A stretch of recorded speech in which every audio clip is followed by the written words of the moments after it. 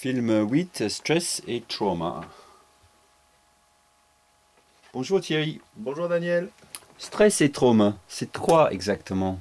Alors, stress et trauma, c'est tout simplement le fait qu'il faut savoir qu'il y a du bon stress et puis il y a du mauvais stress.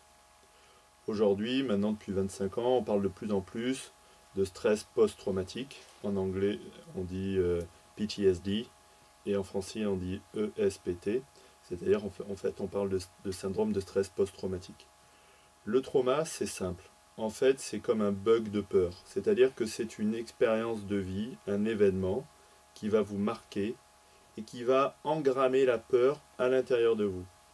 C'est-à-dire que l'amygdale, qui est la glande de la peur, va subir un choc et ça va faire comme un bug de peur dans la tête. Alors, tout n'est pas traumatique. On a tendance en ce moment à dire « Oh mon Dieu, il s'est passé quelque chose, c'est traumatisant, on est traumatisé, etc. » Si chaque fois que vous avez peur, vous êtes traumatisé, c'est pas la réalité.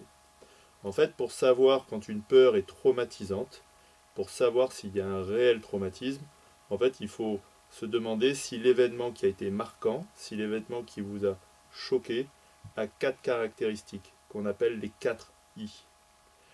La première caractéristique, le premier I, c'est l'intensité. L'intensité émotionnelle. Pour qu'il y ait trauma, il faut qu'il y ait une réelle intensité émotionnelle qui soit vraiment très très forte.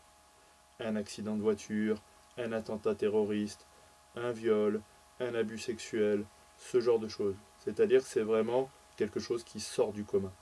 C'est pas un chien qui vous fait peur, qui aboie. Vous voyez, ça c'est pas traumatisant, par exemple. Ensuite, la deuxième caractéristique, le deuxième I, c'est l'imprévisibilité. C'est-à-dire qu'en fait, le cerveau, il est surpris. Il y a un choc qui est lié à l'effet de surprise. Poum, ça fait poum, quoi. Vous voyez, il y a un boom et ça fait vraiment peur. Le choc est direct et ça marque en fait la peur directement en mode réflexe. C'est-à-dire que l'amygdale, la glande de la peur, va être impactée directement dans le circuit réflexe. Et c'est ce circuit-là ensuite qui va être perturbé et qui va faire qu'on va avoir des paniques, des troubles, des flashbacks, etc. Le troisième I, c'est l'impuissance. C'est-à-dire qu'en fait, un événement est traumatique quand la personne est complètement mise dans l'impuissance. On est complètement impuissant lorsqu'on a un accident de voiture. On ne peut rien faire. On est totalement impuissant face à un terrorisme, face à un attentat terroriste, une bombe qui explose. On est complètement impuissant face à une agression où il y a plusieurs personnes qui vous attaquent et qui vous violent, par exemple. On est totalement impuissant face à la guerre.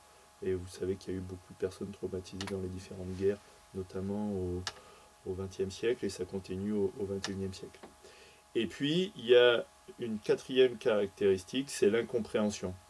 C'est-à-dire le quatrième I, c'est l'incompréhension. C'est-à-dire que la personne, ça lui fait un choc, elle ne peut pas comprendre. Elle ne peut pas intégrer parce que ça n'a pas de sens.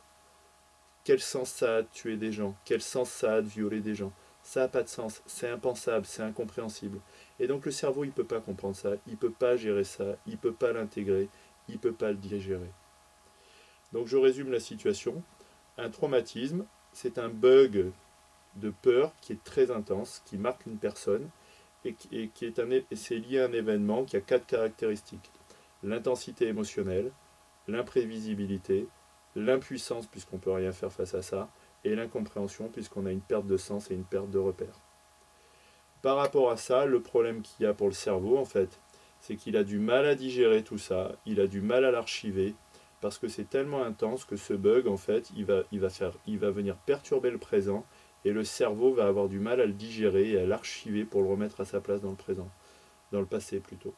Donc il y a un problème d'archivage au niveau des structures cérébrales, et vous avez en fait en permanence le truc qui revient. En fait, vous avez un bug de peur qui vient vous perturber, et on a vu les différentes manifestations du stress dans d'autres vidéos. Voilà, donc on retrouve les symptômes de stress, et de façon plus intense généralement. C'est-à-dire la dissociation, l'agressivité va être beaucoup plus forte que sur du stress qui est moindre.